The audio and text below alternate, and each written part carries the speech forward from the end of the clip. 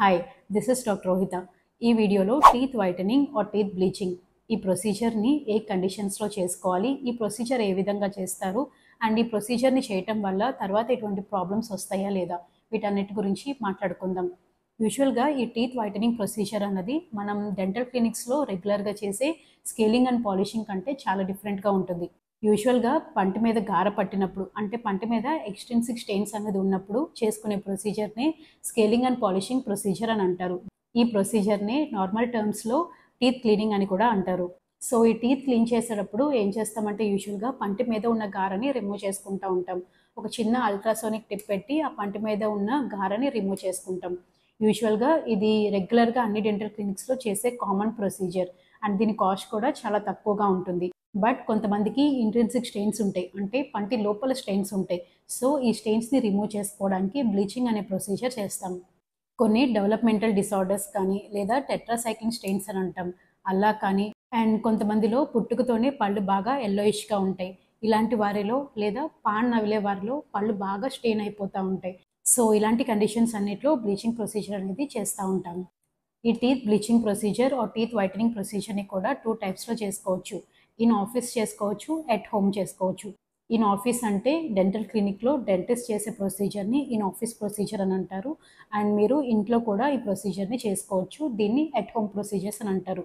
యూజువల్గా at home procedures కంటే in office చేసుకునే ప్రొసీజర్స్ చాలా ఎఫెక్టివ్గా ఉంటాయి.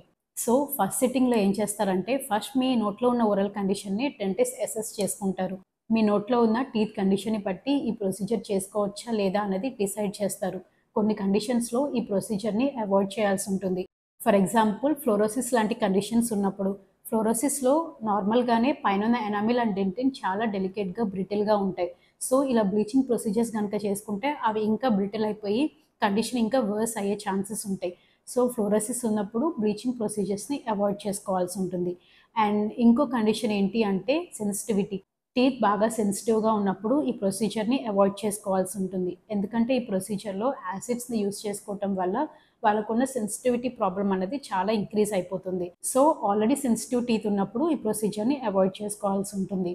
సో ఇలాంటి వాటన్నిటిని మీ డెంటిస్ట్ అసెస్ చేసి మీకు ప్రొసీజర్ చేసుకోవచ్చా లేదా అనేది డిసైడ్ చేస్తారు. And second thing, me teeth యొక్క షేడ్ని సెలెక్ట్ చేస్తారు.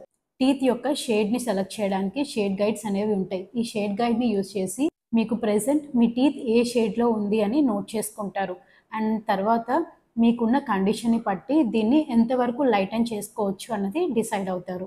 ఇదంతా ఫస్ట్ విజిట్లో చెక్ చేసుకుంటారు. సో ఇవన్నీ నోట్ చేసుకున్నాక నెక్స్ట్ సిట్టింగ్లో బ్లీచింగ్ ప్రొసీజర్ని స్టార్ట్ చేస్తారు. ఈ టీత్ బ్లీచింగ్ ఏజెంట్స్ చాలా కంపెనీస్లో అవైలబుల్గా ఉంటాయి, బట్ ప్రొసీజర్ చాలా వరకు కామన్గా ఉంటుంది. యూజువల్గా ఇందులో ఒక బ్లీచింగ్ ఏజెంట్ అనేది ఉంటుంది. ఈ బ్లీచింగ్ ఏజెంట్ని టీత్ మీద అప్లై చేసి కొంతసేపు ఉంచాల్సి ఉంటుంది. తర్వాత క్యూరింగ్ లైట్ పెట్టి దీన్ని క్యూర్ చేయాల్సి ఉంటుంది. ఈ బ్లీచింగ్ ఏజెంట్స్లో కామన్గా యాసిడ్స్ అనేవి యూస్ చేస్తూ ఉంటారు. సో ఈ యాసిడ్స్ వల్ల లిప్స్ కానీ గమ్స్ కానీ డ్యామేజ్ అవ్వకుండా ఉండడం కోసం ఫస్ట్ లిప్స్కి విటమిన్ ఈ జెల్ లాంటివి అప్లై చేసుకుంటాం. అండ్ తర్వాత గమ్స్కి గమ్ బ్యారియర్ జెల్స్ అప్లై చేసుకుంటాం. సో ఇవన్నీ అప్లై చేసుకున్నాక అండ్ నోట్లోకి సలైవా కంటామినేషన్ జరగకుండా ఉండాలి. సో దీనికోసం కాటన్ ప్లగ్స్ యూస్ చేస్తాం. సో గమ్స్కి లిప్స్కి మొత్తానికి ఒక ప్రొటెక్టివ్ లేయర్ లాంటిది అప్లై చేసుకున్నాక అప్పుడు ఒక చిన్న బ్రష్ పెట్టి ఈ టీత్ వైటనింగ్ జెల్ని టీత్కి అప్లై చేసుకుంటాం. ఈ జెల్లో యూజువల్గా 25% హైడ్రోజన్ పెరాక్సైడ్ ఉంటుంది. సో ఈ హైడ్రోజన్ పెరాక్సైడ్ ఏం చేస్తుందంటే టీత్ మీద ఉన్న స్టెయిన్స్తో రియాక్ట్ అవ్వడం వల్ల ఫ్రీ రాడికల్స్ని రిలీజ్ చేసి టీత్ స్టెయిన్స్ని రిమూవ్ చేస్తుంది. సో ఈ జెల్ని టీత్కి అప్లై చేసుకున్నాక ఒక లైట్ని పెట్టి కొద్దిసేపు ఉంచుతాం. యూజువల్గా ఈ ప్రొసీజర్ని సైకిల్స్లో చేసుకుంటాం.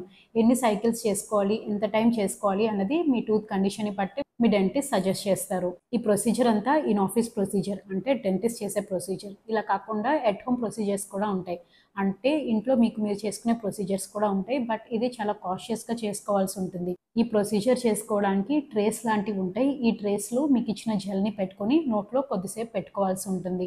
సో ఇంట్లో కూడా మీరు ఈ ప్రొసీజర్ని చేసుకోవచ్చు, కానీ కంపారిటివ్లీ ఇన్ ఆఫీస్ ప్రొసీజర్ మాత్రం చాలా ఎఫెక్టివ్గా ఉంటుంది. ఈ ప్రొసీజర్ అంతా కంప్లీట్ అయ్యాక కొన్ని ప్రికాషన్స్ మాత్రం చాలా తప్పనిసరిగా తీసుకోవాలి.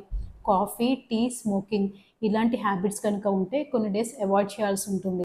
ఎందుకంటే ఇవి చేయటం వల్ల మళ్ళీ టీత్ స్టెయిన్ అయిపోతాయి. అండ్ ఈ ప్రొసీజర్ చేసుకున్నాక సెన్సిటివిటీ ప్రాబ్లం అనేది వస్తుంది.